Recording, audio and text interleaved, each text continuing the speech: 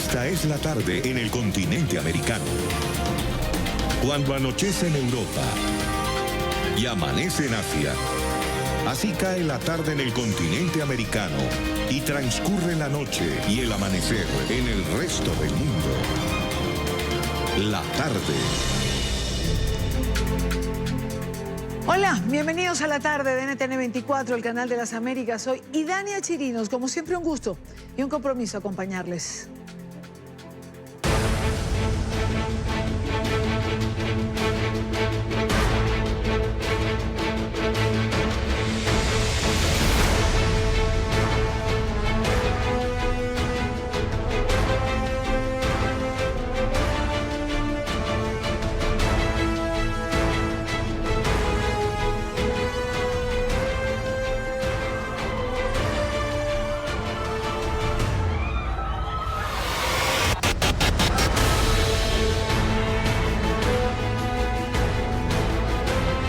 Segundo a segundo, hay un nuevo venezolano que entra a Colombia. Segundo a segundo, hay la demanda de un nuevo servicio en salud, en educación. Segundo a segundo se está presentando el requerimiento de un hermano venezolano que llega a territorio colombiano. Hay organizaciones serias que indican que de continuar las cosas como van en Venezuela, el próximo año, hacia finales del próximo año, podrían haber 8 millones de venezolanos que habrían dejado su país. Estamos entonces hablando de una situación que tiene que conmover el alma de la comunidad internacional. Alarmante advertencia del gobierno de Colombia en torno al éxodo venezolano. Desde España, en Madrid, el canciller Carlos Holmes Trujillo afirmó que el número de migrantes que huyen de la dictadura de Nicolás Maduro puede llegar a superar los 8 millones, cifra que afectaría directamente a Colombia por ser el país que recibe el impacto inicial de esta migración. Según el diplomático, las autoridades colombianas se estarían preparando para la llegada de 2.8 millones de venezolanos a finales de 2020 de cumplirse esta proyección. Por su parte, el diputado representante de Venezuela ante el Parlasur, Ángel Medina, aseguró que esta cifra podrían incluso quedarse cortas. Además, reiteró que mientras no se produzca un cambio político en Venezuela, el éxodo seguirá creciendo de manera exponencial.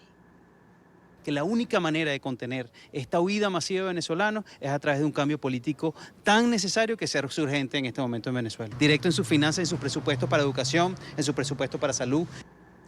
Nos acompaña Betilde Muñoz, directora de Inclusión Social de la Organización de los Estados Americanos. Betilde, bienvenida, buena tarde. Buena tarde para ti, Dania, un gusto saludarte y a todos los que nos escuchan y ven. La cifra en torno a proyecciones de la migración venezolana siempre causa algún tipo de polémica. Es difícil que unos y otros se pongan de acuerdo. ¿Se queda corta la que estaría proyectando más de 8 millones para finales del 2020? Como indicas, el poder contabilizar exactamente la salida de los venezolanos es tema de controversia.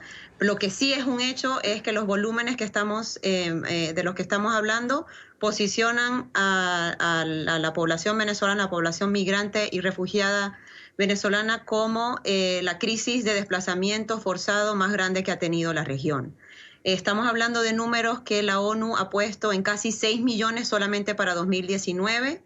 El reporte recientemente presentado por la OEA en junio de este año, en la Asamblea General que se celebró en Medellín, tiene números similares y hay estimaciones de diferentes centros de pensamiento que incluso ponen el número en 9 millones. El hecho es que los flujos continúan. Si vamos por los datos de entradas a Colombia a diario, estamos hablando de 5.000 personas al día. Si estos flujos se siguen manteniendo, estamos hablando de una diáspora que puede llegar sin duda a las estimaciones que se están manejando en la comunidad internacional y entre la gente que está estudiando estos movimientos de personas. Hay un punto particular que me gustaría precisar contigo. Cuando se hacen estas proyecciones o se manejan estas cifras de las que estamos hablando, ¿desde qué año se toman en cuenta? Estamos hablando del periodo comprendido a partir de 2015 en adelante, 2015-2016, pero lo que sí es un hecho es que los flujos aumentaron vertiginosamente a partir de 2017 en adelante. Y obviamente como resultado de la crisis política, pero que tiene consecuencias también en materia de derechos económicos y derechos sociales de los venezolanos que se convierten en factores de expulsión de esta población. Digamos que es una violación, una vulneración multidimensional de los derechos de los venezolanos que está causando esta salida. Claro. ¿Cómo ha ido cambiando, Betilde, esta migración? Es decir, migraron pequeños empresarios, profesionales, técnicos, y hoy migra la población más vulnerable. ¿En qué condiciones están llegando los venezolanos a los distintos países? Como indicas, la migración de venezolanos ha seguido ciertas olas, si se quiere, mientras que las más tempranas incluían a personas con cierto patrimonio familiar, con alguna vinculación a países como de Europa, digamos Portugal, España, Italia, que habían sido países de los cuales había recibido Venezuela migrantes y por esos vínculos familiares habían podido emprender caminos a otros países. La población migrante y refugiada venezolana en esta última ola, que es la que estamos manejando los números que acabas de mencionar y que estamos discutiendo, incluye personas que vienen en condiciones vulnerables en materia de salud, porque estamos hablando de personas que no han tenido acceso a servicios médicos en un largo tiempo, enfermedades que pueden ser fácilmente curables, están ya en situación crónica por falta de medicamentos. Estamos hablando también de personas que han perdido todo su patrimonio familiar, estamos hablando de personas que vendieron un auto, el único carro que tenían para poder emprender el camino hacia Chile, donde saben que tienen amigos o familiares. Estamos hablando de poblaciones que lamentablemente están llegando en forma irregular a estos países receptores de Sudamérica, donde se concentra 80% de la población migrante y refugiada venezolana, porque no tienen los mecanismos ni tienen las condiciones financieras y que les facilitan esta llegada a los países de acogida. Hay un aspecto importante que quiero poner sobre la mesa y tiene que ver con algo que escribías en días pasados. Y es que los venezolanos están muriendo en el tránsito, en esa huida de la miseria, de la precariedad. Es decir, ya no mueren solamente por falta de alimentos, por falta de medicina, ya no mueren porque el hampa los mata en la calle en Venezuela, sino que en ese tránsito desesperado también se están quedando. Como indicas, recientemente la Organización Internacional de Migraciones, la OIM, tiene un proyecto llamado Migrantes Desaparecidos, que va monitoreando las muertes, lamentables muertes de migrantes a lo largo y ancho de nuestro hemisferio. Y estamos hablando que en lo que va de 2019, alrededor de 500 personas lamentablemente ya han muerto en tránsito hacia otros países. Y esto estamos hablando de personas que mueren caminando o en el desierto, yendo hacia otros países, pero también personas que lo hacen a través del mar. Como digo, estamos hablando de personas que no tienen más remedio que utilizar las trochas, esos caminos ilegales e ilícitos que son víctimas de personas que trafican con migrantes, que les quitan del poco patrimonio que ya tienen para llevarlos a otro lugar y de algún modo también los vulneran y los abusan. Y en el caso particular de los venezolanos estamos viendo que entre abril y mayo de este año han muerto 67 personas en casos de naufragio porque están buscando una vida mejor, una vida digna, una vida de derechos en las islas del Caribe, en el norte de Venezuela. Y ya en lo que va, como decía, entre abril y mayo murieron 67, en lo que va del año ya son lamentablemente 89 venezolanos y venezolanas que han muerto buscando una vida mejor en otros países. Una cifra lamentable, que además me imagino que puede ir increciendo porque además habrá un subregistro del que no tenemos claridad. Es correcto, las personas que finalmente no son encontradas, ¿no? Y aquí es donde es súper importante el poder tomar la tarea de identificar quiénes son esas personas, ver si se pueden recuperar los cuerpos, porque estamos hablando de familias venezolanas que están en espera de saber qué pasó con sus familiares en el proceso de migración a otros países. Ahora, Betilde, si el éxodo es prácticamente una emergencia en toda la región. ¿Dónde están los vacíos de respuesta de la comunidad internacional? Es una excelente pregunta. El reciente informe de la OEA en materia de la crisis migratoria de venezolanos que mi colega David Smolansky lideró para la organización, habla especialmente de la poca inversión de la comunidad internacional a través de cooperación, ¿no? de financiamiento y cooperación a la crisis migratoria venezolana en comparación con otras crisis más o menos equivalentes en otras regiones del mundo. Yo desde la perspectiva del seguimiento que hacemos en la OEA, entendemos que ya hay una inversión de varios donantes de la Unión Europea, de las agencias de cooperación como el ACNUR y el OIM, que han invertido importantes recursos y hacen un importante trabajo también en el terreno de atención a los venezolanos. Pero estamos hablando que los países receptores, la llegada masiva de tantos refugiados y migrantes venezolanos les genera costos en la atención en materia de salud, en darle un pupitre a un niño migrante venezolano que está llegando a sus colegios y para el cual no habían planificado. Todo eso genera una serie de costos a los presupuestos nacionales, que es importante que la comunidad internacional los apoye y genere los mecanismos para que estos países y estas administraciones puedan acceder al financiamiento para poder proveer las necesidades de estos grupos de migrantes y refugiados de Venezuela. Y una última pregunta, Betilde. ¿Por qué hay esa diferencia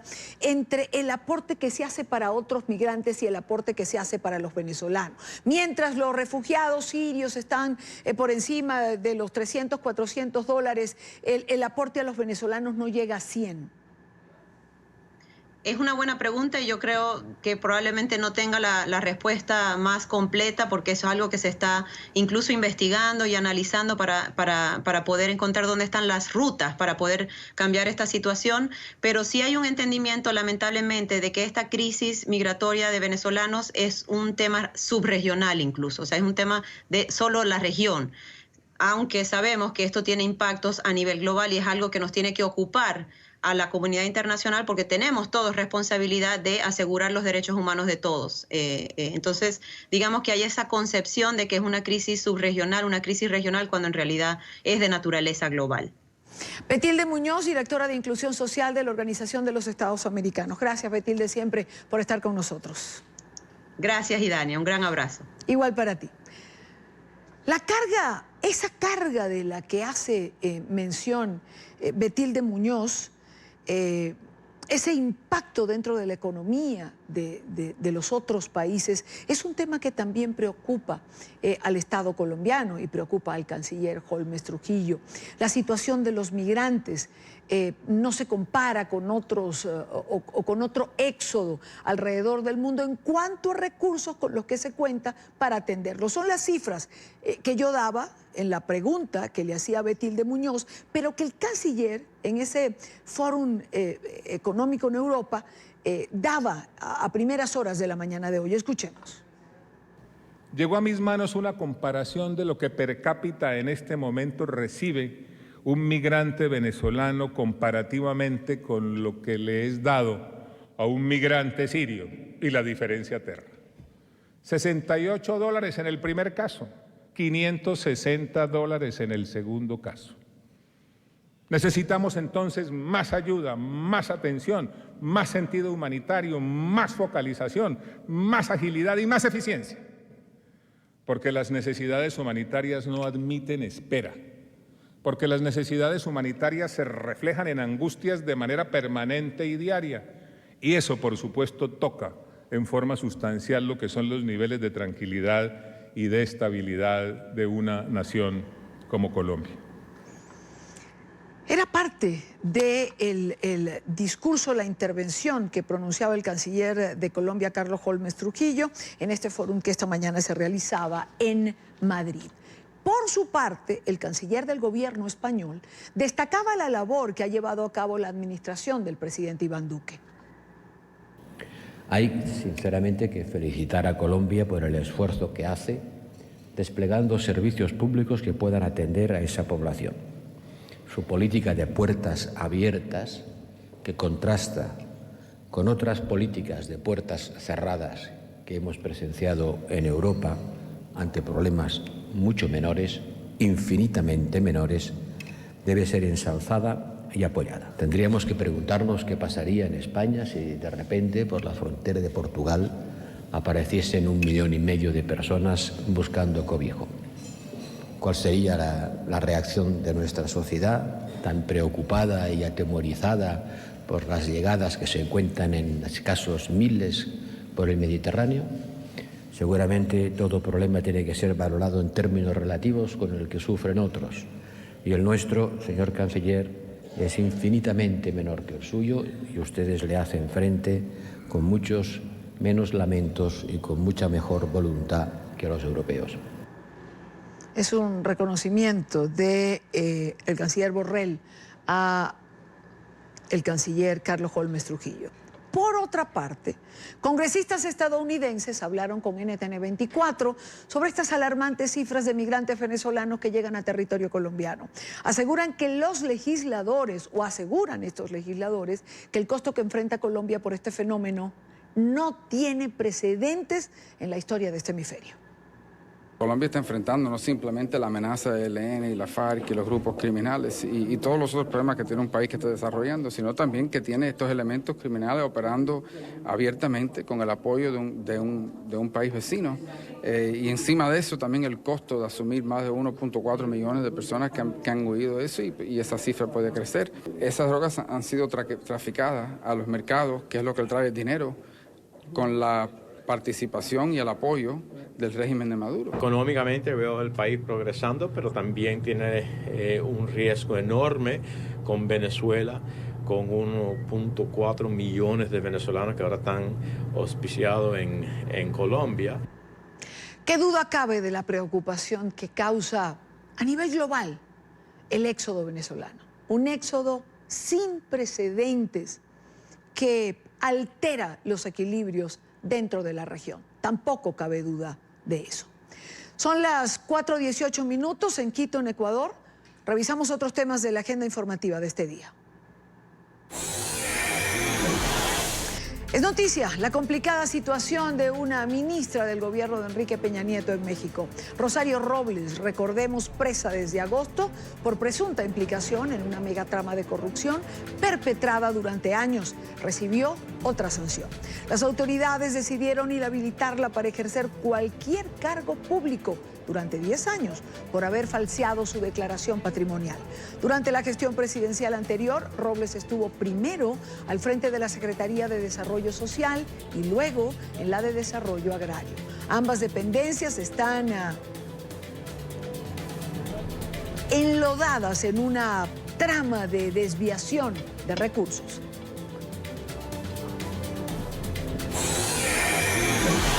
Es noticia la ley de emergencia alimentaria en Argentina. El Congreso aprobó el proyecto que permitirá destinar recursos a planes sociales y comedores comunitarios. La ley contempla un aumento del 50% en las partidas de ayuda y asistencia alimentaria, equivalente a unos 135 millones de dólares para paliar los efectos de la grave crisis económica en los sectores más pobres. La declaratoria de la emergencia se extenderá hasta el año 2022.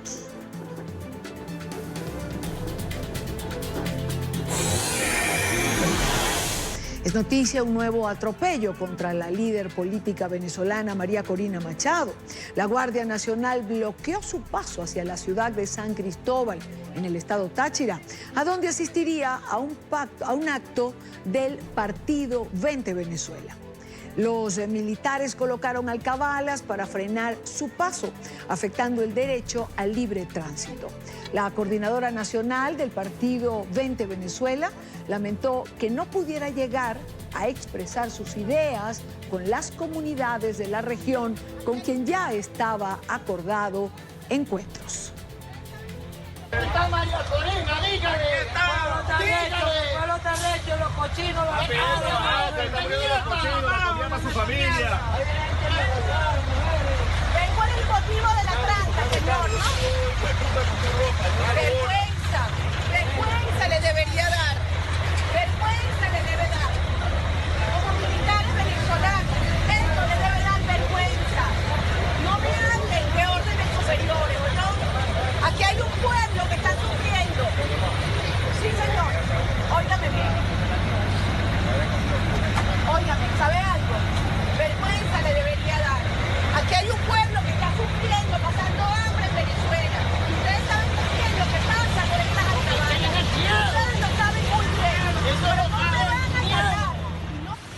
María Corina Machado, esto le ha ocurrido en distintas oportunidades que hemos tenido la oportunidad de transmitirlo nosotros mismos en el programa y de conversarlo con ella. Primera pausa en la tarde de hoy. Recuerde seguir nuestras cuentas en Twitter, se las dejo en pantalla, las cuentas del canal, siempre con información en tiempo real. En mi cuenta personal leo sus comentarios. Al regreso, preocupación en los Estados Unidos por el número de niños migrantes no acompañados que intentan ingresar a través de la frontera. Regresamos. Continuamos con más en la tarde de hoy cuando son las 5:28 minutos en la costa este de los Estados Unidos. El Subcomité de Supervisión e Investigaciones en el Congreso alerta que un nuevo informe detalla el impacto a largo plazo que sufrirán los menores de edad que fueron recluidos en centros de detención y separados de sus padres en los Estados Unidos.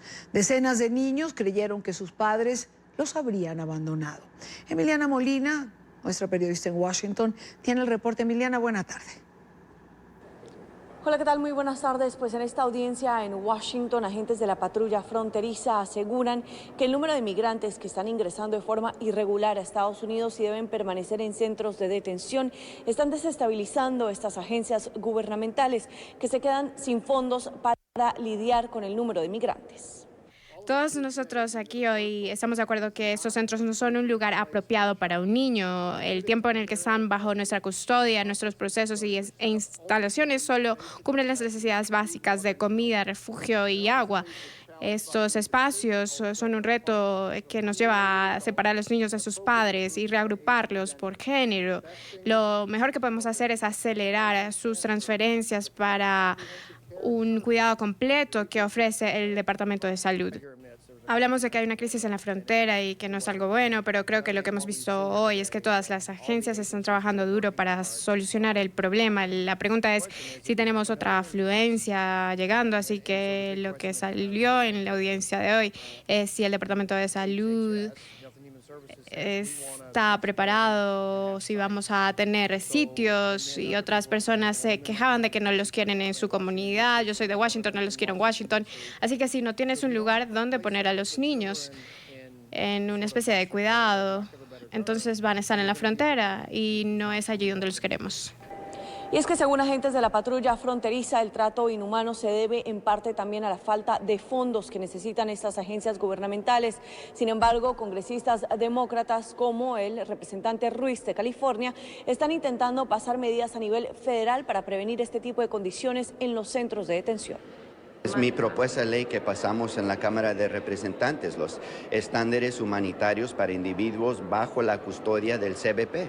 Ahí hay estándares muy claros en cómo tratar a los niños y a las mujeres, las familias, en un modo más humano, un modo humanitario para ayudarlos.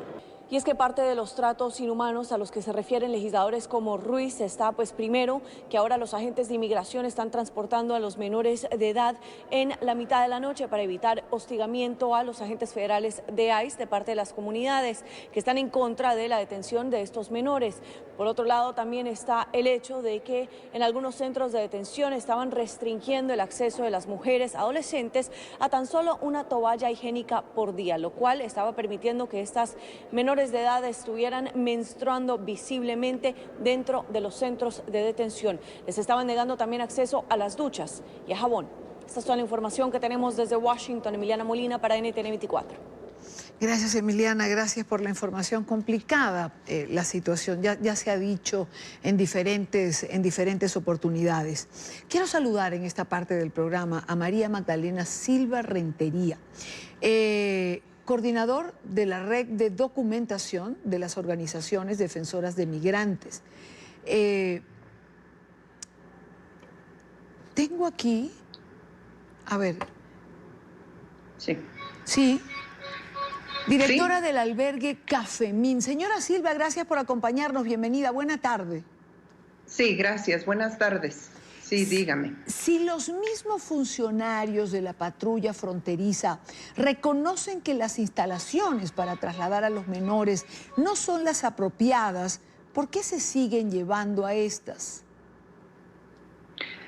Sí, yo creo que ha habido un desbordamiento de el número ha crecido de los niños, sobre todo niños adolescentes no acompañados, que están llegando en la frontera, tanto en la frontera sur como en la frontera norte. Esta política de contención pues ha provocado incluso del querer detenerlos en la frontera sur o frontera norte y no dejarlos avanzar del sur al norte. Creo que es... sí. No, le iba a preguntar, ¿este número ha venido increciendo o ha venido disminuyendo? Bueno, el lenguaje, la retórica del gobierno mexicano dice que ha disminuido el número. Pero lo que vamos viendo nosotros es que no ha disminuido el número de entradas. Los están conteniendo, los están deteniendo en la frontera sur. Por lo tanto, el tránsito por el centro del país hacia el norte sí ha disminuido. Y ha disminuido en cuanto al recorrido de las rutas. Pero sabemos también de que a estos niños, adolescentes no acompañados, constantemente quienes los trafican, quienes los trasladan, es gente del crimen organizado. Y tenemos noticias de que han detenido de repente trailers, lo que nosotros llamamos aquí camiones grandes, con números muy elevados de estos niños y estos adolescentes no acompañados. Aunando también el ser detenidos, los llevan a lo que nosotros llamamos en México las estaciones migratorias. Las estaciones migratorias, sobre todo las más grandes, están saturadas. Y lo que va sucediendo es que en México ahí está la alternativa a la detención. Esta alternativa a la detención lo que permite es de que el no estar en las estaciones migratorias y nuestros albergues servir como una alternativa. Entonces, en el caso de algunos de nuestros albergues, es que el Instituto Nacional de Migración, junto con la Procuraduría de Protección al Menor, nos los trae a los albergues. Y este número, lógico, en nuestros albergues son significativos, han crecido el número. Claro, pero fíjese una cosa, señora Silva, porque, es decir, usted pronunció una frase que me llamó la atención, en la retórica del gobierno mexicano. Es decir, ahora tenemos dos problemas, uno del lado, pasando la frontera a los Estados Unidos, y uno del lado de México que los está represando. Así es. Esto forma parte del compromiso, evidentemente, que López Obrador asumió con el presidente Trump también. Así es. Sí. Creo que lo que vamos haciendo, la lectura que vamos haciendo las organizaciones de la sociedad civil, es que ciertamente la política migratoria mexicana está supeditada a lo que le marca Donald Trump. Y tomar a los migrantes, como decíamos anteriormente, como una moneda de cambio para poder detener el alza de los aranceles, etcétera, etcétera.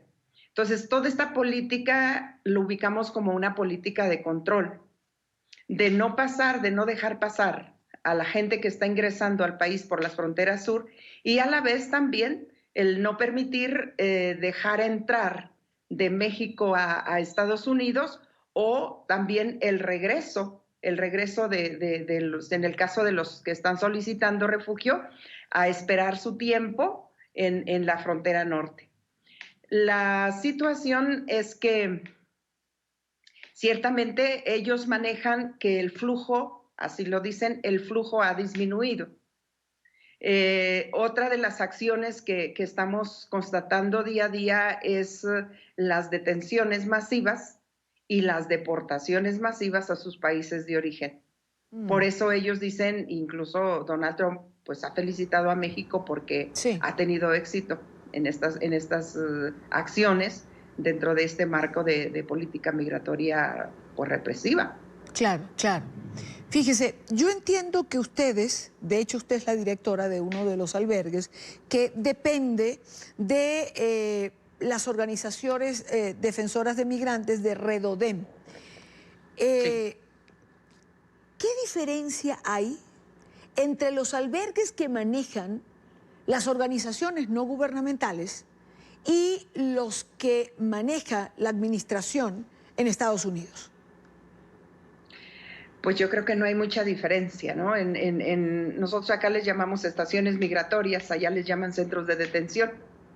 Y parece ser que al menos le puedo hablar más del lado mexicano. Estos lugares son no otra cosa más que cárceles, ¿no? El privarlos de la libertad, el tenerlos en una situación totalmente deshumanizada, deshumanizante, ¿no? El no tener ni siquiera contar o proporcionarles ni siquiera con los artículos, incluso como escuchaba, ¿no? De que una toalla sanitaria le dan al día y con eso se tiene que quedar, ¿no? La cuestión de alimentación, una alimentación totalmente precaria, la cuestión de salud, no suficiente ni tampoco en lo más mínimo. Entonces, son lugares sí, yo digo totalmente deshumanizantes, ¿no? Porque no cuentan ni siquiera con las condiciones básicas para poder sobrevivir ahí. Eso es del lado mexicano. Y bueno, pues del lado de Estados Unidos, pues por lo que vemos, escuchamos, sabemos, pues no dista mucho la diferencia. Claro, claro.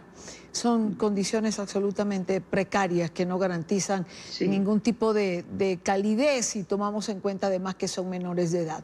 Con un agravante, que es de lo que se ha venido hablando de un tiempo a esta parte, y lo escuchábamos ahora también de nuestra periodista Emiliana Molina en Estados Unidos, que es la afectación psicológica de los menores, con la preocupación de profesionales en esta área que dicen que este tipo de trauma pueden afectarles para el resto de la vida. Sí, mira, en el caso nuestro, bueno, voy a hablar del caso de Cafemín, que es el centro, la casa de atención donde soy coordinadora. A nosotras nos traen de la estación migratoria, aquí de la Ciudad de México, nos traen sobre todo a las mujeres, a los niños, a los adolescentes no acompañados, nos los trasladan de ahí de la estación migratoria a la casa, al albergue. Y ciertamente, más de lo que ya decíamos de las condiciones básicas, ¿no? De alimentación, salud, etcétera, agrégale precisamente esta situación emocional, ¿no? Totalmente con problemas, incluso pudiéramos decir hasta problemas postraumáticas, ¿no? Muy severas. Tanto que nosotros nos vimos en la necesidad antes de nuestro equipo contábamos con un psicólogo, pero ahora nos vemos en la necesidad de tener a un psiquiatra. ¿Sí? ¿Por qué? Porque toda su afectación psicológica, emocional, viene sumamente vulnerada, ¿no? Con traumas de persecución, con traumas de una violencia extrema, porque han sido violentados extremadamente. Entonces, todas sus reacciones, sus actitudes, sus comportamientos son terriblemente dañados, ¿no? Y eso lo proyectan de alguna manera en su trato, en su relación. Entonces, nosotros lo que estamos trabajando es con los psiquiatras, con el equipo de salud, nosotros le llamamos salud integral, que forma parte del médico, una enfermera, un psiquiatra, un psicólogo, estar trabajando casi en un proceso de reestructuración de personas, de reconstrucción de personalidades. Claro. Por el daño profundo que traen, ¿no? Claro. Tanto toda la situación que viven en su país, del por qué tienen que salir forzadamente de su país, lo que viven en el tránsito, más lo que viven dentro de estas estaciones migratorias. Entonces, ahora, sí. ¿Cuán recuperable o qué hacer, señora Silva, para atenuar este impacto que están sufriendo estos menores? Sí, la ventaja, creo, de estos espacios nuestros es el tiempo. Nosotros no nos consideramos casas o albergues de paso, ni porque tampoco la situación ya lo permite ser de paso. La gente no es como antes, de que duraba 3, 4 días y veía la forma de seguir. Ahora ellos saben que no pueden seguir, porque en algún lugar... ¿Cuánto tiempo pueden pasar? Más o menos están con nosotros entre lo mínimo 2 meses hasta 5 o 6 meses, y en el caso de los niños, adolescentes no acompañados, hasta que cumplen la mayoría de edad, 18 años. Nos llegan desde 13 a 17 años. Claro, es un tiempo grande. Y el trabajo principal de ustedes de apoyo es, pues ahora con psiquiatras, es decir, es un poco atenuar, digamos, el impacto que tiene sobre ellos toda esta situación. Sí, aparte de todo las oportunidades que les damos a través de los talleres de desarrollo humano, conocimiento personal, proyecto de vida, los talleres también de empleabilidad, las posibilidades que les abrimos en otros espacios para cursos, talleres de capacitación en panadería, repostería, etcétera, etcétera, ¿no? Somos también un centro INEA. Cada vez más los modelos de atención de nuestros albergues se están adecuando a dar respuestas a estas situaciones que cada vez vemos que urge, porque la estancia en los albergues ya se están prolongando.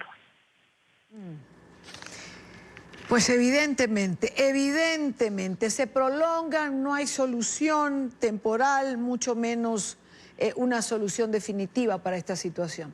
Señora Silva, le agradezco mucho por estos minutos con nosotros. Gracias, sí. Hasta luego. Buena tarde. Son las 5:45 minutos, hora Costa Este. Por cierto que ayer el presidente Trump volvió a defender su política migratoria y lo hizo en español. Por primera vez el presidente usó un idioma distinto al inglés para expresar su rechazo a la migración irregular.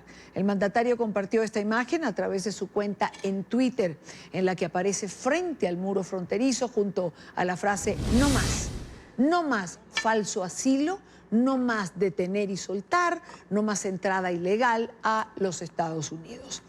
Hasta el día de hoy se comenta, por supuesto, este tuit, por eso, ya que el tema era migración, quería compartirlo con ustedes. Y en otro orden de ideas, banqueros en el estado de la Florida debaten hoy sobre las nuevas sanciones impuestas por los Estados Unidos a Venezuela y el impacto que generan los usuarios. Según ellos, la falta de claridad de la orden ejecutiva del mes pasado, que pedía congelar todas las transacciones bancarias a personas y empresas vinculadas al gobierno de Maduro, terminó perjudicando a muchos venezolanos. Paola Serna, en Miami, tiene el reporte. Paola.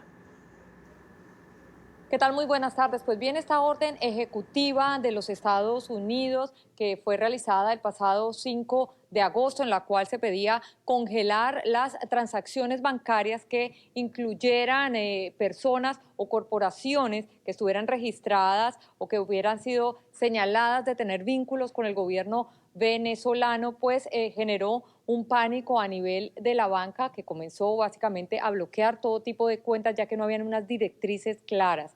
Después de esto se pidió a la OFAC, por lo menos el gremio de banqueros de la Florida, aclarar exactamente qué individuos o cómo funcionaba esta orden ejecutiva. Esto ha hecho que el día de hoy alrededor de 200 banqueros se reúnan para discutir esta nueva licencia que ha dado la OFAC y que permite incluir a más personas, más venezolanos que se encontraban con cuentas congeladas o a quienes no les habían podido abrir tipos de cuentas o realizar operaciones debido a que no estaba clara cuáles eran las medidas de la orden ejecutiva que había dado los Estados Unidos en contra de estas personas y corporaciones.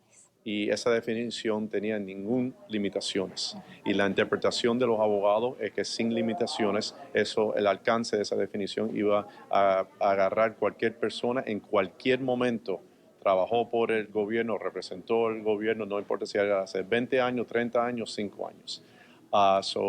Como resultado, los bancos estaban empezando a restringir y bloquear esas cuentas. Como industria y como abogados para muchas de las instituciones financieras, nos acercamos a OFAC y le explicamos que no solo no era justo, pero pensamos que era una consecuencia involuntaria por parte de OFAC. Y después de, yo creo, un mes de muchas presiones, ellos emitieron la licencia 34. Originalmente la orden ejecutiva requería que cualquier persona, aunque fuera empleado presente o pasado, sería bloqueado, ¿no? La licencia 34, que es la que emitió OFAC la semana pasada, quedan sin bloqueo cualquier persona que ya no es empleado del gobierno, incluyendo personas que ahora mismo renuncian. Si renuncian en este momento a ser empleados del gobierno, entonces quedan liberados de ese bloqueo. Y además, aunque sean empleados presentes del gobierno, si son ciudadanos americanos, si tienen un visado o si son residentes permanentes de los Estados Unidos, también quedan sin bloqueo. Quiere decir que cualquier persona que ya no es empleado del gobierno, aunque no tenga alguna de esas características de ser ciudadano, residente o visado, quedan sin bloqueo. Si todavía son empleados y tienen eso, también quedan sin liberado. Nos causó una ola de preocupación, de incertidumbre, específicamente en el lenguaje que decía que cualquier cuenta o propiedad en un banco de persona que actúa o había actuado, es decir, en el pasado, con el gobierno de Venezuela quedaba bloqueado. Y entonces eso nos produjo muchísimas preguntas sobre qué significa una persona que haya trabajado, por ejemplo, para PDVSA hace 10 años y se haya retirado luego de ese tiempo, tendríamos que bloquear cuenta. Entonces, para nosotros poder, digamos, abordar ese tipo de preguntas, nos reunimos, FIBA creó un grupo de trabajo específico para hablar sobre el tema. Luego de hablar con nuestros abogados, le pasamos la inquietud directamente a OFAC y afortunadamente nos han clarificado con la licencia número 34 que salió el lunes pasado y pudimos nosotros desbloquear las cuentas que teníamos congeladas y poder seguir trabajando con personas que en el pasado trabajaran con PDVSA o una estatal y que se hayan retirado. La información desde Miami, Paola Serna para NTN 24. Gracias, Paola. Acción y ambición es lo que dice la ONU que se necesita para avanzar en la implementación de políticas públicas para mitigar el impacto del cambio climático en el planeta. El costo de no hacer nada será muy alto para millones de personas en todo el mundo. Así lo advirtió hoy un panel de expertos desde la sede general de Naciones Unidas en Nueva York. Alejandro Rincón tiene la información. Hola, feliz tarde de jueves para todos. La Federación Internacional de la Cruz Roja entregó hoy la siguiente cifra. Cada año los gobiernos alrededor del mundo invierten en conjunto hasta 12.000 millones de dólares con el objetivo de hacer frente a los impactos del calentamiento global, que es una realidad. De acuerdo con esta entidad, para el año 2030, es decir, prácticamente en una década, ese costo podría escalar hasta los 20.000 millones de dólares. Es una realidad que ya hay huellas del calentamiento de la Tierra y de lo que genera esto alrededor del mundo. Este organismo humanitario aquí en la ciudad de Nueva York, a raíz de estas cifras entregadas, hizo una nueva voz de alerta. No hacer nada para mitigar el calentamiento global tendrá un costo cada vez más alto, no solo a nivel económico, sino sobre todo humanitario. Haciendo el seguimiento de esta historia, encontramos el testimonio de una voluntaria de este organismo humanitario que desde Costa Rica vino aquí a la ciudad de Nueva York. Ella, en el siguiente testimonio, les va a explicar el por qué la crisis climática no solo es una realidad, sino que además debe tratarse con carácter de urgencia.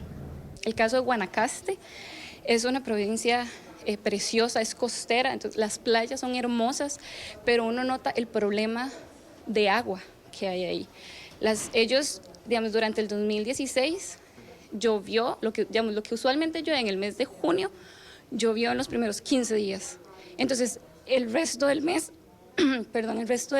ellos se quedaron sin agua completamente.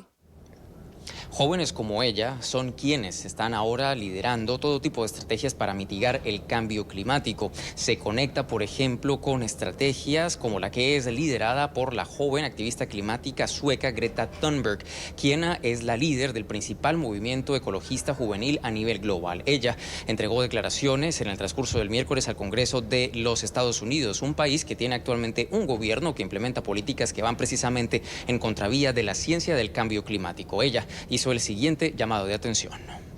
No quiero que me escuchen a mí, sino que escuchen a los científicos y quiero que antepongan esto, la ciencia, y quiero que se tome acción verdadera. Así que yo solo quiero informarlos sobre esta amenazante crisis porque existe una crisis existencial en realidad. Bien, hacemos referencia a esta última declaración de Greta Thunberg, dado que ella en las próximas horas regresará a la ciudad de Nueva York con el objetivo de participar de una nueva jornada de los denominados Viernes por el Futuro o Protesta Climática. La Gran Manzana, en conjunto con varias ciudades de los Estados Unidos y también a nivel internacional, van a tomarse las calles con el objetivo de hacer un llamado urgente a los gobiernos del mundo para que presenten planes concretos que mitiguen y sobre todo tomen con un carácter de urgencia el hacer algo para neutralizar el efecto del cambio climático. Es todo lo que tenemos para ustedes por ahora. Continúen con más en la tarde. Gracias, Alejandro Rincón, por la información. Rápidamente nos vamos al corte. Al regreso retomamos el tema Venezuela. Vamos a conversar con el primer vicepresidente de la Asamblea Nacional, Edgar Zambrano, liberado recientemente, y con Héctor Chamis, nuestra cita semanal. Hablamos del diálogo roto y del diálogo en desarrollo. Ya venimos. Continuamos con más en la tarde de hoy. Esta semana sorprendió en Venezuela la liberación del primer vicepresidente de la Asamblea Nacional, Edgar Zambrano. Esta liberación se produjo luego de las negociaciones entre el régimen de Maduro y partidos minoritarios. Recordemos que Edgar Zambrano estaba detenido desde el pasado mes de mayo, acusado de traición a la patria y conspiración por los hechos del 30 de abril, aquellos que se conocieron como la Operación Libertad. Está con nosotros Edgar Zambrano. Diputado, buena tarde, bienvenido, gracias por estar aquí. Buenas tardes, Dania. Saludos a ti y a todos los televidentes de allá del hermano país colombiano. Permíteme primero aclarar lo siguiente. Sí. No se produce la liberación producto de la acción de partidos minoritarios o de una acción específica entre gobierno y partidos que no estén ahora de la mano de lo que es el grueso de los partidos políticos, sobre todo los grandes partidos, Acción Democrática, COPEI, Voluntad Popular y Primero Justicia. Existen o existieron durante el transcurso de mi detención una serie de acciones desplegadas, desarrolladas por distintos factores de la sociedad democrática venezolana y factores exógenos. Esos factores exógenos, cancilleres, presidentes de países democráticos, la Unión Europea, que conjugaron un esfuerzo en conjunto para producir, para habilitar la salida del secuestro donde estaba sometido a un cautiverio incomunicado y aislado en una cárcel militar en Fuerte Tiuna. Y además, la acción que conjugó los esfuerzos de mi familia, rodando por distintas partes del mundo, hablando con distintos presidentes, con distintos cancilleres, con los congresos democráticos del mundo, los parlamentos del mundo, las acciones de mi partido, Acción Democrática, de la Asamblea Nacional y de toda la policromía política del país, asociado a un esfuerzo que también realizaron los compañeros que representan ahora esta opción que han anunciado de los cuales conocemos a muchos, y yo tengo allí grandes amigos de toda la vida de la política venezolana, porque todos son políticos conocidos y que han transitado en estos avatares de la construcción de una política en el país distinta al fracaso del modelo político que está viviendo los venezolanos de manera tan calamitosa, en una manera tan dramática, como la clase media venezolana y los sectores populares tratan de hacerle frente, haciendo milagros a la reducción prácticamente al nulo valor del signo monetario nacional, que no sirve para el intercambio comercial, pero también a las graves escasez que tenemos en materia de alimentos y medicina. De manera que es el esfuerzo de un conjunto de sectores de la vida nacional quienes no solamente hoy producen la libertad de Edgar Zambrano, sino que también están en tránsito unas libertades que ya han sido otorgadas y las que están en curso. Hasta esta mañana teníamos conocimiento de cerca Zambrano, de entre 90 y 98 venezolanos. Diputado Zambrano, dígame. Pero evidentemente hay una... Dime. Creo que además su familia hizo un esfuerzo increíble. Tuve la oportunidad de conversar con una de sus hijas en un momento determinado, pero no podemos escapar de establecer una relación con este nuevo diálogo que se ha establecido, cuando quien le espera a las puertas, cuando le liberan, es Timoteo Zambrano. Es decir, a él se le avisó que usted iba a salir. Bueno, pero vamos a poner las cosas en blanco y negro, Idania. Sí. En primer lugar, las iniciativas que se tomen, que estén orientadas a tratar de desatar el nudo gordiano de la política venezolana, no podemos flagelarlas en ningún punto de vista. Por supuesto que es un hecho público, notorio y comunicacional que existe una acción desplegada por estos compañeros. Eso no lo podemos negar, es demasiado obvio, porque ha sido un hecho noticioso en el país. Pero no podemos descansar la solución del problema solamente en esta acción.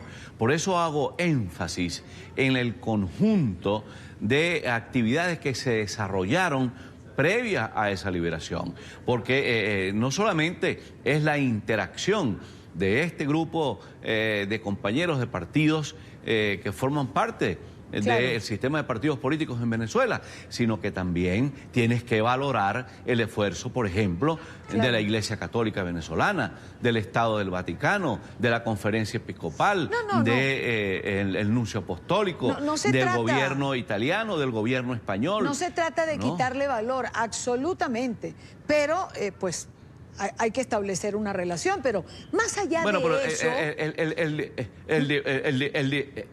Mira, Idania, el dibujo de la política así lo hace ver, pero yo tengo la obligación de establecer la concatenación de los hechos para que tengamos una versión más atinada desde el punto de vista de la eficiencia, no solamente para a ustedes como comunicadores, sino para mí también como político. Entonces, por eso te explano la participación de todos estos factores, que todos pusieron un granito de arena para lograr esta libertad y de los que están saliendo en libertad hoy y en los próximos días. Claro, y es absoluta y totalmente respetable.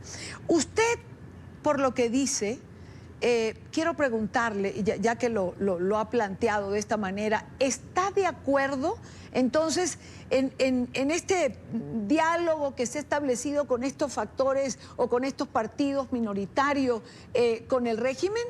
Cuando uno ve, por ejemplo, que el presidente interino Guaidó descarta el diálogo de Barbados y dice que se acabó el diálogo y que estas personas pues no tienen la representación para hablar, ¿tocó usted ese tema el día de hoy cuando vio al presidente Guaidó? Mira, hemos estado conversando, no solamente de este tema, sino de todos los problemas que está viviendo el país y cómo construir la salida en los términos que la población venezolana sufra menos y se vea menos afectada. Por ejemplo, privilegiar la fuerza de la palabra sobre una confrontación, privilegiar la política de carne y hueso sobre la violencia. Ahora, esa acción es una acción unilateral de un grupo de compañeros. Las acciones que despliega la política general de las grandes mayorías que están asociadas a los grandes partidos políticos, la define tanto Guaidó como el conjunto de los jefes de esos partidos políticos. Eso no lo va a definir una acción aislada, ni va a marcar la acción aislada. Ahora, vamos a esperar cómo se va desarrollando el hecho fáctico, que es lo que tenemos que valorar al final de esta situación. Vamos a esperar la reincorporación el próximo martes, por ejemplo, del partido de quienes ejercen ahora el poder de hecho en Venezuela al Parlamento Nacional. De esto ser así, pues se está produciendo una recomposición del hecho político y en consecuencia tenemos un reconocimiento de un poder legítimamente electo por el pueblo venezolano. Bueno, entonces no leamos un poder que hasta ahora no había sido reconocido. Con un prisma. Bueno, pero y si lo reconocen, lo ignoramos. No, o sea, hacemos la política. Esa es una decisión que ustedes, seguimos con la antipolítica. Es una decisión que ustedes tendrían que tomar, diputado. Yo hago las preguntas. Yo le pregunto, por ejemplo, usted sabe está bien, que Idania, ese, pero tampoco. Pero permítame hacerle esta pregunta. ¿Usted está consciente de que esa acción unilateral tiene el rechazo de la gran mayoría de los venezolanos porque se sienten de alguna manera traicionados? Bueno, esto puede ser una apreciación, una lectura. Yo estoy obligado por la fuerza de los hechos a darle un espacio a los resultados de estas gestiones. Si nosotros mañana logramos, en un esfuerzo de alta política, concitar a esos factores que hoy se expresan en ese documento firmado, no recuerdo cuándo fue esto, si fue el lunes o el día domingo, el día sábado, yo estaba secuestrado y no tengo conocimiento exacto en el tiempo de cuándo se produjo este hecho, pero si esos compañeros vienen y se sientan con Guaidó, se sientan con los partidos políticos que hacemos eco de la propuesta, de la ruta presentada por Guaidó, entonces los desechamos. O hacemos el esfuerzo por tener una direccionalidad política monolítica, una estrategia acertada, asertiva, que le dé resultados a los venezolanos. Es por allí donde debemos encauzar la política. No podemos seguir siendo instrumentos de la mala política. Hay que aplicar la buena política. Y la buena política nos obliga a tener racionalidad y lógica para tomar las decisiones. Entonces, no castiguemos, Idania, le pregunto, esta situación. Pero... Ahora que si el presidente Guaidó dijo que Oslo estaba cancelado, está cancelado, pero pueden haber mañana otras situaciones en otro espacio geográfico, otra iniciativa.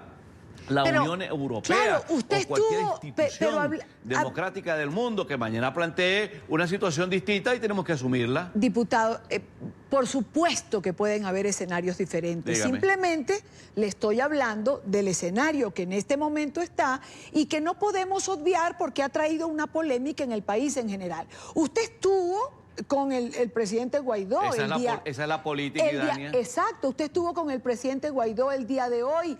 Él está de acuerdo. Le dijo que si ese escenario funciona, bienvenido sea.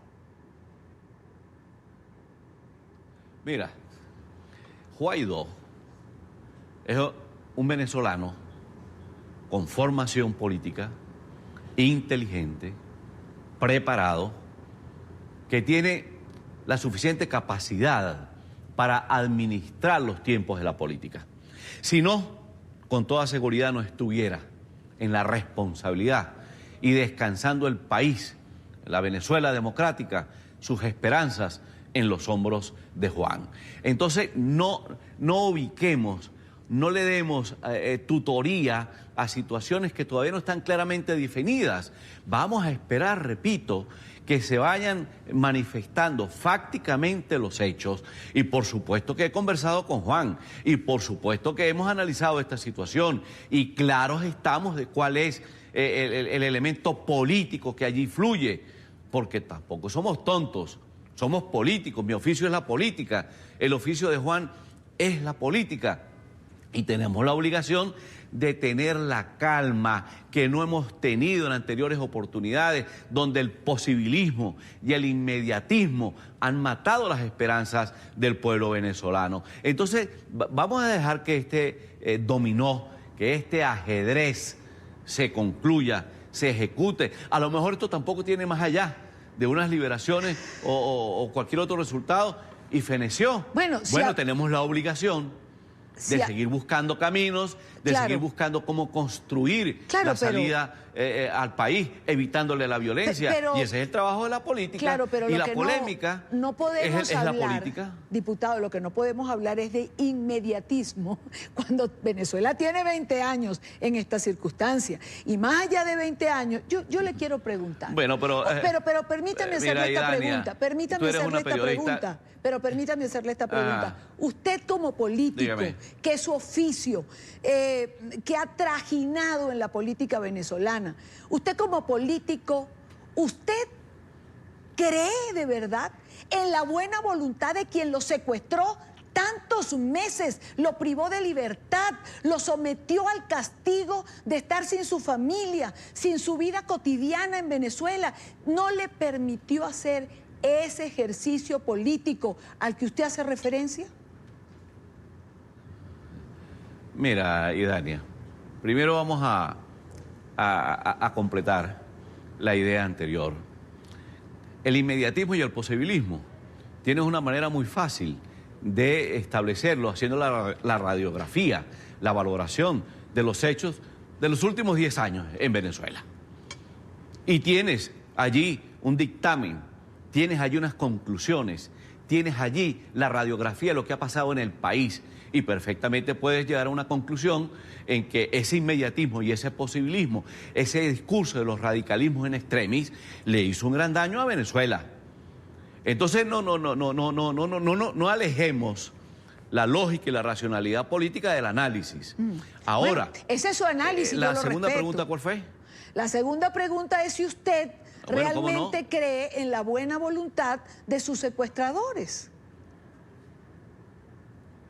Bueno, mira, teníamos que preguntarle eso a Mandela, en paz descanse. Pero yo se lo pregunto a usted. Preguntarle eso al pueblo chileno. Pero se lo pregunto a usted. Bueno, pero yo tengo que hacerte relación a la hilación histórica de los hechos de la humanidad que se repiten en su sociología política. Y esta misma situación que estamos viviendo nosotros, la vivieron los chilenos, ¿o no es verdad? La vivió el apartheid en Sudáfrica, ¿o no es verdad? La vivieron los países del continente que en la década del 60 y el 70 y en los 50 tuvieron aquí gobiernos de fuerza, de presión, dictatoriales, con la bota militar, ¿o no es verdad?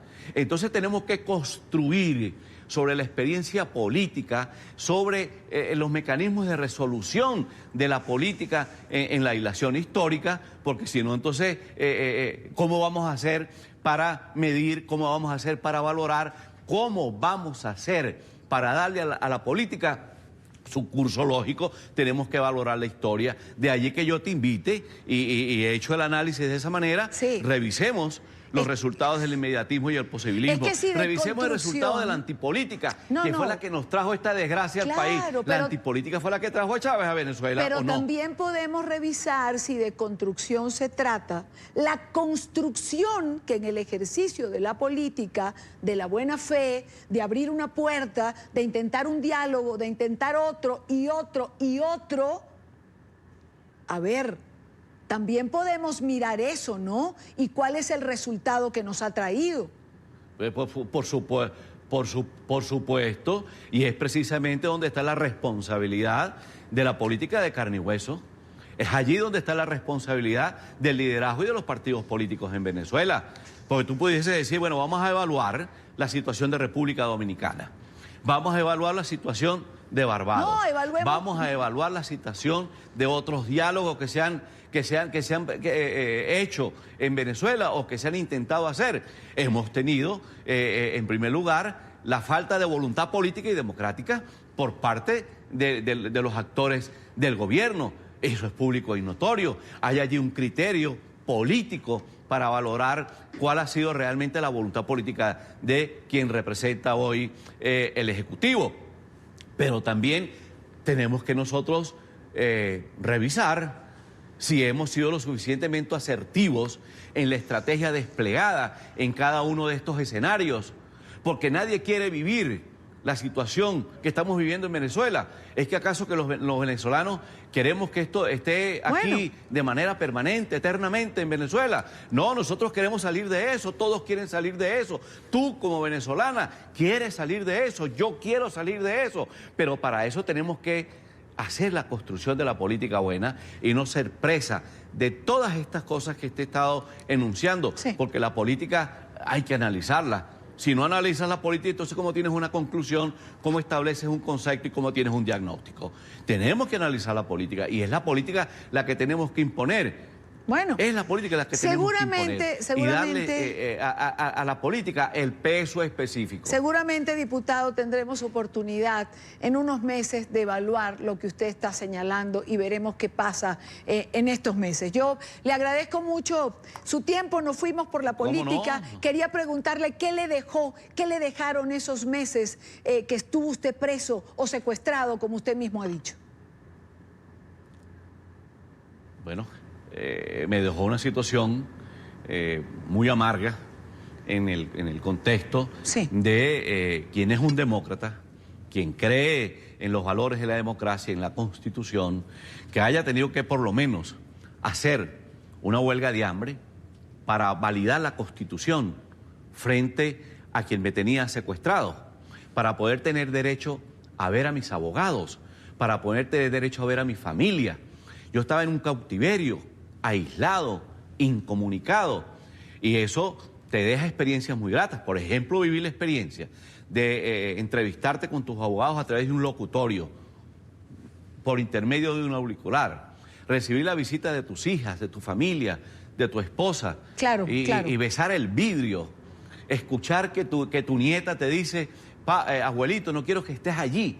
Todas esas cosas te marcan porque sientes que estás en una situación de fuerza, donde están violando tus derechos fundamentales, donde están violando el derecho a la vida, los derechos humanos, donde no tienes el legítimo derecho a la defensa y el debido proceso, donde los operadores de justicia están al servicio de una parcialidad y no de un contexto total, donde la justicia venezolana no está referida al fin último, que es en esos operadores de justicia la absolución o la condena de quien cometa un delito o demuestre la inocencia de un ciudadano.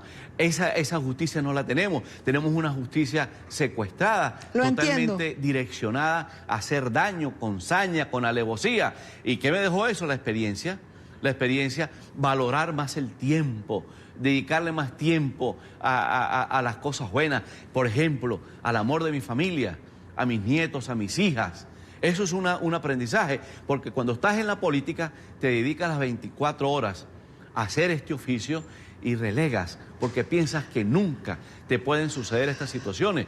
Y en democracia no pueden haber presos políticos, en democracia no pueden existir estas cosas. Y si no hay justicia, si no hay democracia y no hay libertad, tenemos la anomia del Estado.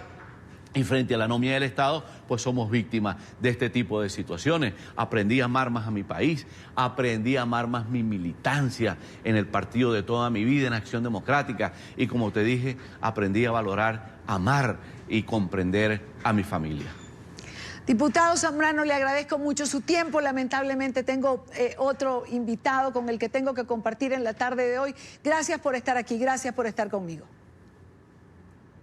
Muchísimas gracias, Diana, a ti, y saludos a todos los televidentes de este prestigioso medio de comunicación colombiano. Y hagamos la política, veamos la política con el prisma adecuado y esperemos que no se equivoque la política y el país pueda recobrar muy pronto su libertad, su democracia. Lo que pasa es que pareciera que de un lado se hace política, del otro lado no sé lo que se hace. Buena tarde para usted. Son las 6:23 minutos en Caracas, Venezuela, y también en la costa este de Estados Unidos, en Washington. Y tengo a Héctor Chamis en nuestros estudios en Washington. quería compartir algo que decía Carlos Holmes Trujillo, pero no quiero perder un minuto para entrar en esto. Héctor, bienvenido, buena tarde, gracias por acompañarnos. Hola, Idania, muchas gracias a vos. No, a ver, ¿tuviste la oportunidad de escuchar a Edgar Zambrano y la entrevista que teníamos al aire? Sí, una buena parte de ella, los últimos 10 minutos, diría yo. A ver, bueno, no sé si lo cambia, evidentemente la cárcel, la soledad, el sentir que violan los derechos humanos puede cambiar a la gente. Lo que me resulta un poco incomprensible es cómo después de describir que en Venezuela no hay democracia, que no hay libertad, que se violan los derechos humanos, pues hay que concluir que hay una dictadura o una tiranía. ¿Cómo establecer un diálogo con quien secuestra todas estas libertades? Sí, y además cómo hace uno para diferir, de sentir o criticar a alguien que acaba de salir de una prisión injusta, de un secuestro, de sus derechos violentados y vulnerados, todo lo que relataba el diputado, que verdaderamente, bueno, eso hace que uno, al estar en desacuerdo o no, pero que sí se dirija a él con cierta deferencia, ¿verdad? Con delicadeza, diría yo, precisamente por ese hecho. Pero es así, si tuviera que decir algo acerca de lo que dijo el diputado y algún comentario que considerara yo importante, es que las comparaciones que hizo no sirven, es comparar peras con manzanas, es comparar especies diferentes. Ni el apartheid de Sudáfrica, ni las dictaduras del Cono Sur, ni ninguna experiencia de ese tipo son comparables a la de Venezuela, por lo que hemos conversado muchas veces, por lo que está documentado, por lo que se ha escrito, por lo que se ha conversado, que es que esto es una organización criminal en el poder. En alguno de mis artículos lo he llamado un conglomerado criminal que alienta toda forma de ilegalidad, el tráfico, el lavado, la explotación de la minería ilegal, el crimen, el secuestro, la extorsión, y que es un régimen que se sostiene a partir de esas organizaciones. En tanto eso, es muy difícil concebir hacer política con ese régimen. Y hoy estamos precisamente discutiendo el TIAR por la denuncia que ha hecho Colombia, a propósito del canciller Carlos Holmes Trujillo, acerca de un régimen que auspicia, que constituye un Estado narcoterrorista, que auspicia organizaciones de esa naturaleza. Entonces, bueno, esto es lo que diría acerca de la conversación que tuviste recién con el diputado. Ahora, Héctor, refieres al canciller Carlos Holmes Trujillo, que hoy además estaba en un foro en Madrid, en España, donde tocó el tema de la diáspora venezolana, de la emergencia de todo el continente, pero por primera vez el canciller de Colombia se pronuncia en relación al diálogo sostenido en Barbados, y por primera vez dice que no estaba el gobierno de Colombia de acuerdo con este diálogo. ¿Por qué no se dijo antes? Yo creo que sí se dijo antes. De hecho, yo creo que el presidente Duque dijo, estoy seguro, el presidente Duque dijo no se dialoga con matones acerca de esta etapa. No sé si exactamente fue a raíz de las conversaciones de Barbados o las conversaciones anteriores en Oslo, que de cualquier manera formaron parte del mismo proceso, el auspicio de Noruega con el régimen, con algún acuerdo con Cuba también en relación a eso, que es una herencia del rol de Noruega en las negociaciones de paz con la FARC, y ambas cosas están, nos guste o no, muy vinculadas, verdaderamente. Entonces, sí, inclusive en aquel momento de inicio del diálogo, las primeras instancias ocurrieron en Oslo, precisamente.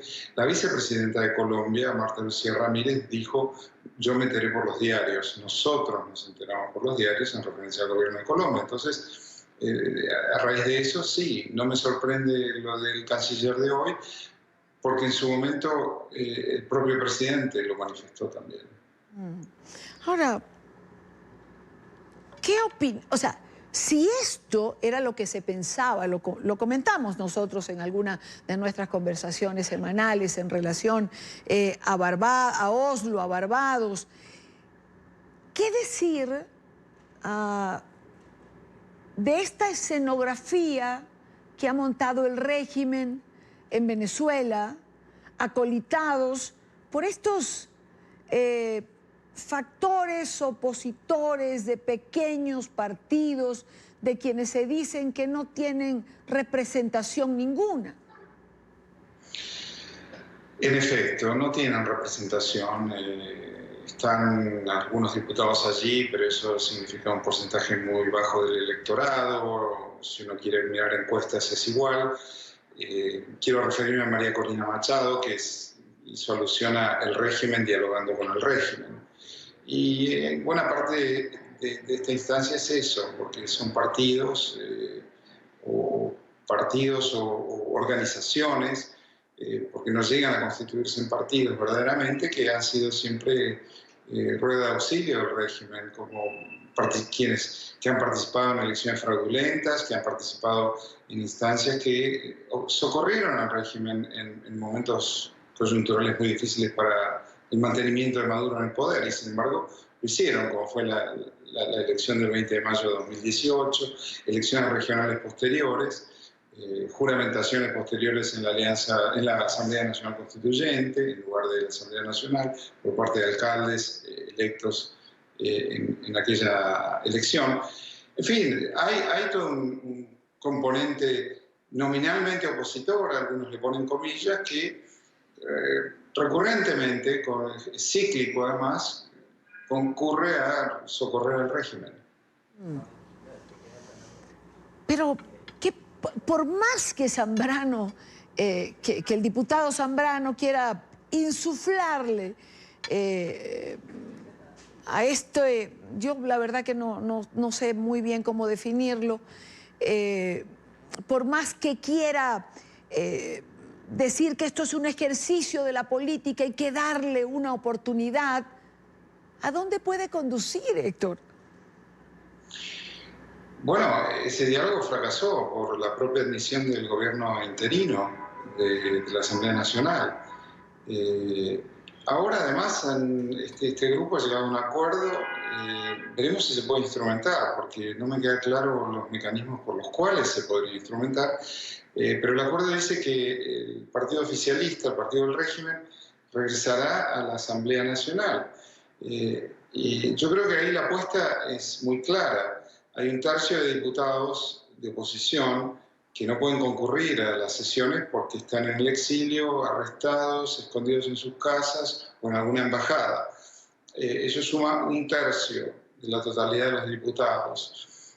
Y la llegada de los diputados del PSUV, el regreso de los diputados del Partido Oficialista a la Asamblea Nacional, más estos diputados colaboracionistas, menos ese tercio que no puede concurrir a sesiones, bueno, puede alterar la composición de esta Asamblea Nacional y devolverle al oficialismo, al régimen, el control legislativo, el control de la legislatura.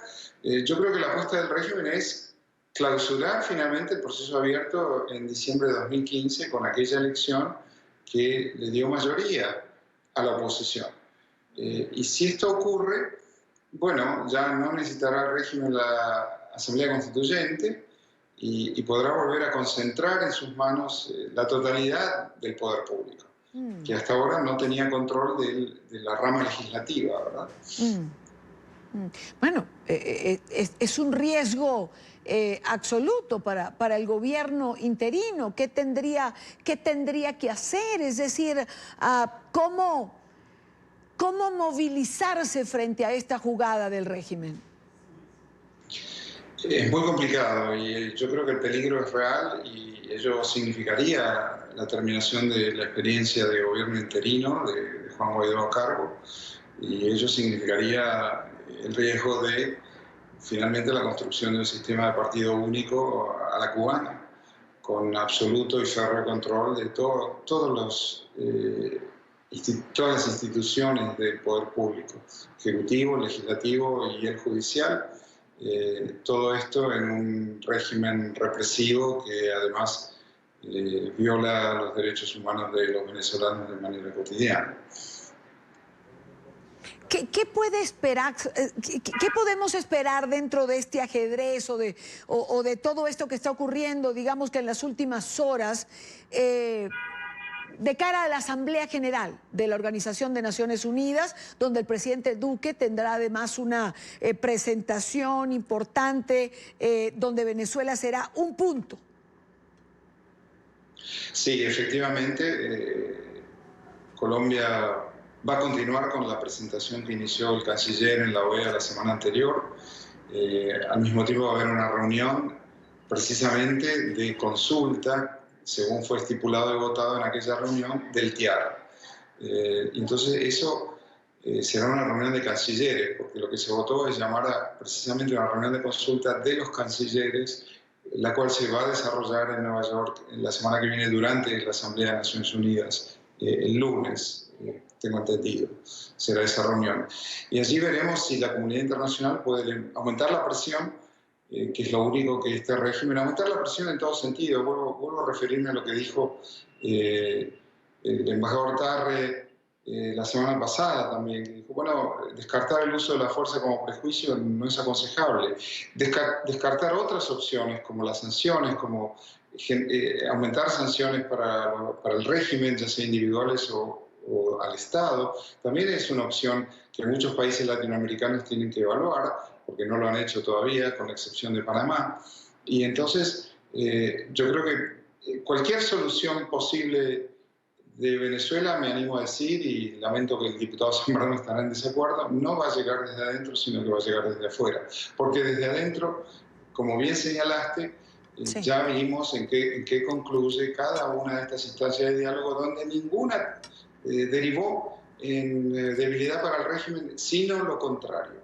Maduro nunca emergió de ninguna de estas instancias de diálogo, si las cuentan como 8, 9 o 10, las de Dominicana, las que fueron auspiciadas por el Vaticano, estas últimas de Oso y de Barbados.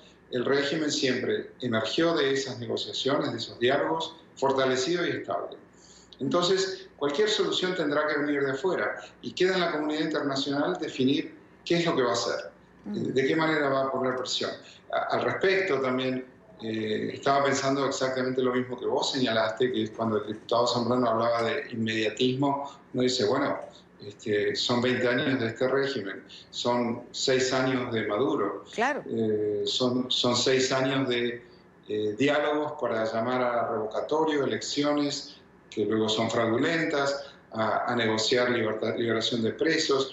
El diputado es liberado hoy con el mismo patrón de muchos otros que fueron liberados en esta metodología de puerta giratoria. Sale uno por un lado y entra otro por el otro. Efectivamente. Y la cantidad de presos políticos nunca desciende, siempre aumenta. Así es una verdad tan grande como un edificio, para decirlo coloquialmente. Héctor, te agradezco como siempre que estés con nosotros. Gracias a vos, y Dani, hasta siempre. Hasta siempre. Hasta la próxima semana, en nuestro próximo encuentro. Héctor Chamis, en nuestra conversación semanal. Rápidamente vamos a hacer una pausa. Al regreso vamos a dejar un poco la política de lado. Hoy es jueves, tenemos ciencia, salud y tecnología. Álvaro Dávila nos acompaña y hablamos de nuevos dispositivos. ¿Sabe usted que Google, por ejemplo, tiene una secretaria ahora, una asistente que va a permitirle a usted solicitar soluciones? Esto y más, al regreso, ya venimos.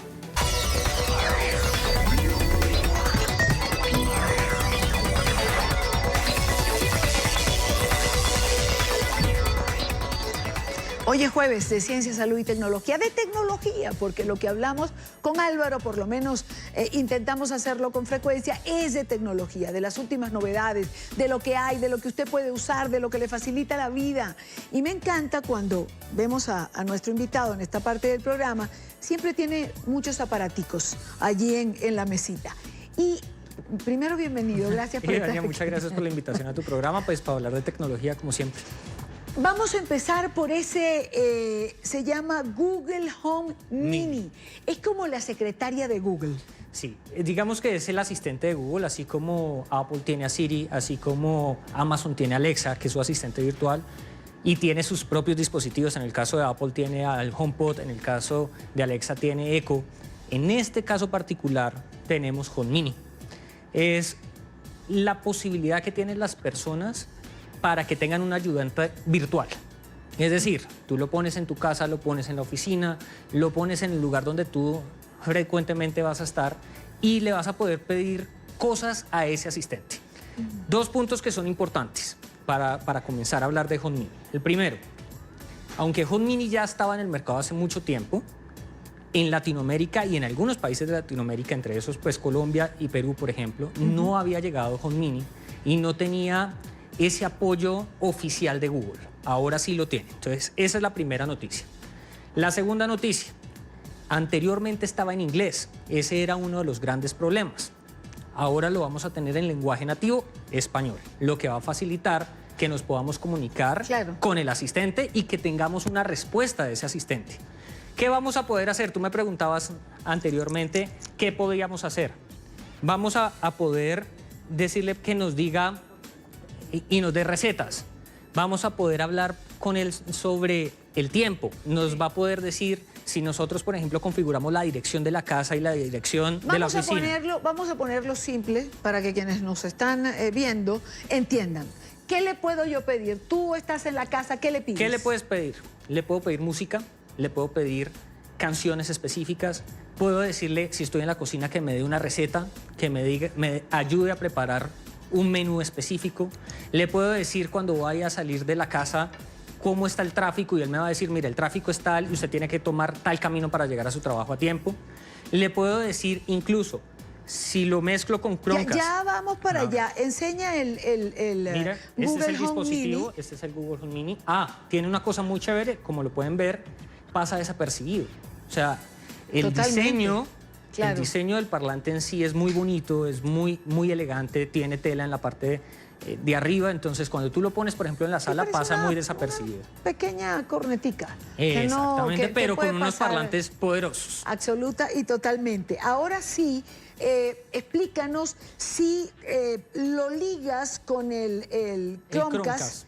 ¿Qué pasa? ¿Qué tenemos ahí? ¿Qué ventaja nos da? Bueno, este es el Chromecast. Este dispositivo se lanzó por primera vez en 2013, esta es la tercera versión. ¿Y qué es lo que pasa cuando lo combinas con Google Home Mini? Al estar los dos conectados por la misma red Wi-Fi de tu casa, tú conectas este aparatico a tu televisor y lo puedes volver, en primer lugar, inteligente, y en segundo lugar, pues para las personas que viajan totalmente y todo el tiempo, también se les va a facilitar transmitir contenidos desde el dispositivo móvil, ya sea un teléfono o ya sea un tablet.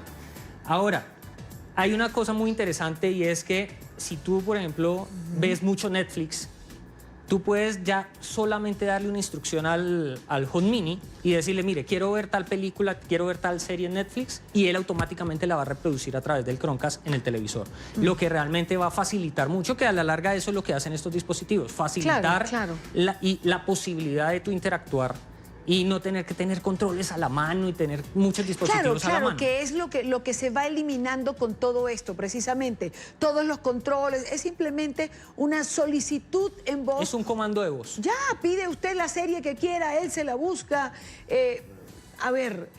A mí estas cosas me parecen realmente maravillosas. Además que son muy simples de manejar. Es que simplemente con que tú lo conectes al televisor, lo conectes a tu dispositivo móvil, que además lo llevas todo el tiempo contigo, y le des un comando de voz y que te dé un muy buen resultado, ya hace que sea un producto eficaz. Hablemos de las aplicaciones. Antes, yo sé que tienes otra cosa allí, pero no quiero pasar las aplicaciones porque me parece que también facilitan y ayudan a mucha gente y tienen una dirección concreta. Bueno, vamos a comenzar con Pocket Cast. Esta es una aplicación muy famosa. Hasta esta semana era una aplicación paga. ¿Y está enfocada en qué? En podcast. Te permitía tener todo un hub, tener todo, digamos, un ecosistema de podcasts internacionales de más de 155 países y podías acceder a muchos contenidos en muchas categorías, es decir, tecnología, política, salud, bueno, todo lo que tú te imagines. Esa aplicación, como te decía, era paga. Esta semana pasó a ser gratuita. Obviamente dejaron una función para volverla premium, que te otorga otros parámetros, otras funciones, pero digamos que actualmente es una de las mejores. Si hay personas, hay usuarios que les gusta escuchar podcast de una forma sencilla, es recomendable. El mercado del podcast, Álvaro, ¿es grande? ¿Es fuerte? Mira, actualmente con esta nueva transformación digital, lo que estamos viviendo con este mundo acelerado es una de las mejores plataformas que hay y está creciendo todo el tiempo. Te voy a poner un ejemplo. Por ejemplo, nada más esta aplicación tiene 700.000 podcasts. Que tú dirías, bueno, es poquito si son 155 países, pero para el tiempo que llevamos, que son casi 3 años de fuerza, yo preferiría ver, por ejemplo, ver video con audio.